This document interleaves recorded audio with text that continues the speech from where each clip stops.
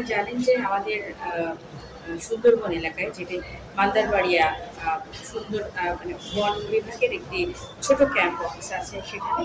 তো গত 9 মে তারিখে সেখানে ভারতীয় ট্রলারের করে আমাদের 78 জনকে এখানে পুশিন করিয়েছে।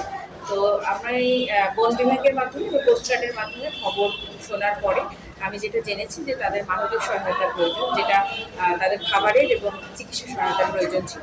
আমি তৎক্ষণাৎ জেলা প্রশাসক স্যারের সাথে কথা বলে স্যার কমিশনার স্যারের সাথে কথা বলি এবং আমি নির্দেশনা পেয়ে আমি উপজেলা প্রশাসনের পক্ষ থেকে তাদের জন্য খাদ্য সহায়তা এবং চিকিৎসা সেবা যেটা প্রয়োজন প্রাথমিক চিকিৎসা সেটা পাঠানোর ব্যবস্থা করি বন বিভাগের মাধ্যমে। এবং কোস্টগার্ডও সেখানে নিয়ে যায় প্রায় 50 থেকে 60 কেজি তারাও একটা চালের ব্যবস্থা করেছিল। এই বিষয়টা আসলেই কমিশনার স্যার জেলা প্রশাসক স্যারের নির্দেশনা আমি কোঅর্ডিনেট করেছি আমি, এবং সেখানে প্রত্যেকটি ডিপার্টমেন্ট বন বিভাগ, কোস্টগার্ড, রিভারলাইন বিজিবি 17 বিজিবি এবং আমার শ্যামনগর থানা পুলিশের ওসি পুরা প্রক্রিয়াটাতেই আসলে আমরা এক হয়ে কাজ করেছি। কারণ আমাদের কাছে মনে হয়েছে যে নাগরিকত্ব যারই হোক না কেন, সে ভারতীয় কিংবা বাংলাদেশি যাই হোক না কেন, আমাদের কাছে প্রথমে আগে ছিল তারা মানুষ হিসেবে তাদের যে মানবিকতা, মানুষের কাছে যে তাদের মানবিকতার যে অধিকার সেটা আসলে তাদের প্রাপ্যতা ছিল, সেটা দেখিয়েছি নাগরিক মানে দায়িত্ব বোধের জায়গা থেকে। আরেকটি জানেন যে আমরা কালকে 12ই মে হয়ে গিয়েছে, কারণ রাত 12টা বেজে গিয়েছিল, তখন হচ্ছে আমরা পেয়েছি কোস্টগার্ড আমাদের কাছে হস্তান্তর করেছে। তাদেরকে থাকার ব্যবস্থা আমরা উপজেলা মুখ্য কমপ্লেক্সে করেছি এবং তাদের খাবার ব্যবস্থা পর্যন্ত উপজেলা প্রশাসন এখনো পর্যন্ত ব্যবস্থা করে যাচ্ছে। তাদের রাতের, দিনের এবং সকালের খাবার 3 খাবারই আমরা এখনো পর্যন্ত ব্যবস্থা করেছি এবং যত দ্রুত সম্ভব তাদেরকে আমরা তাদের স্বজনের কাছে ফিরিয়ে দেওয়ার চেষ্টা করব। স্বজন নিশ্চিত হলে তাদের কাছে কালা কাপড় দিয়ে দিয়েছে আর হাত বান্ধা, পাও বান্ধা, আর মানে ওরা যে চলাই নিচ্ছে সেইগুলি চলে যাচ্ছে।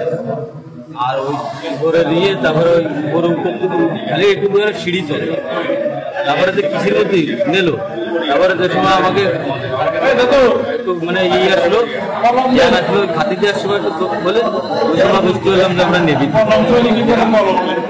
মানে জাহাজ। এবারে ওই জাহাজেতে তারপরে ওই জাহাজেতে আমাকে 2 দিন 3 দিন নির্যাতন মানে অপরিমাণ মারি, ভাষায় একদম বাদ নেই, লাল একদম কালা কালা হয়ে গেছে। বস্তি করতে নাহলে আপনি প্রত্যেকটা লোকের দেখে ভাষা লাল হয়ে গেছে। না সব আমার বংশের লোক সব স্বাস্থ্য বাহিনী 2000 রয়েছে। আমরা ওখানে গিয়েছিলাম কিসের জন্য? আমরা ফ্ল্যাটের দিকে, এটা সত্যি গরিব মানুষ। আমরা তাদের খাওয়ার ব্যবস্থা করেছি। আগামীকাল সকালবেলা খাওয়ার ব্যবস্থা করা হবে। তাদের প্রাথমিক যারা একটু অসুস্থ ছিল প্রাথমিক চিকিৎসা দেওয়া হয়েছে। আগামীকাল তাদের আত্মীয়দের কাছে তাদের যাচাই বাছাই করে আমরা নগদ পেমেন্টে 500 টাকা পর্যন্ত ক্যাশব্যাক আর লেনদেনে প্রতিদিন ডিপ ফ্রিজ এবং ঘন্টায় ঘন্টায় এসি টিভি সহ দারুণ সব গিফট। যে গত 9 মে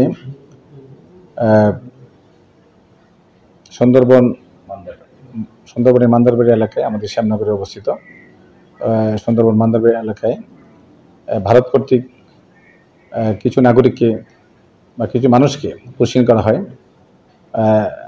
এবং তারা সবাই মুসলিম।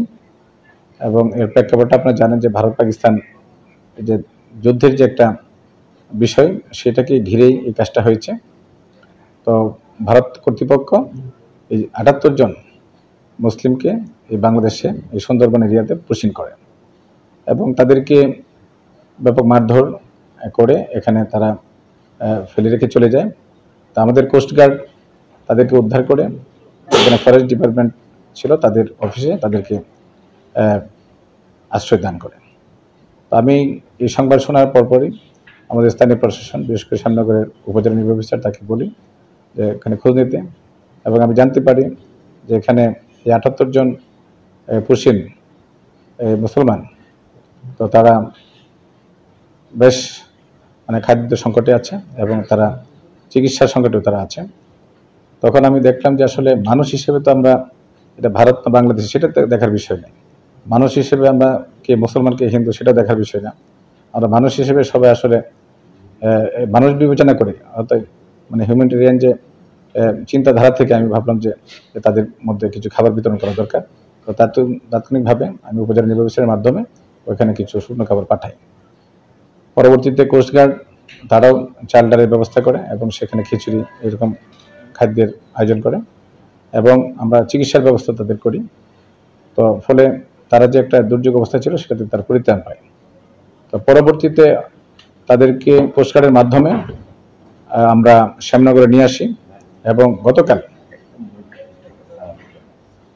গতকাল শ্যামনগর থানায় তাদেরকে হস্তান্তর করা হয়। তো এখানে ইনভেস্টিগেশন চলছে যে তারা কি আসলে বাংলাদেশি নাগরিক না ইন্ডিয়ান। তো আমরা যেসব বাংলাদেশি নাগরিক যদি পাওয়া যায়, যদি তারা আমরা আমাদের বাংলাদেশের নাগরিক তারা, তো আমরা তাদের দেশের যাদের স্বজন যারা আছে তাদের সাথে কথা বলে আমরা তাদের কাছে হস্তান্তর করে দেব।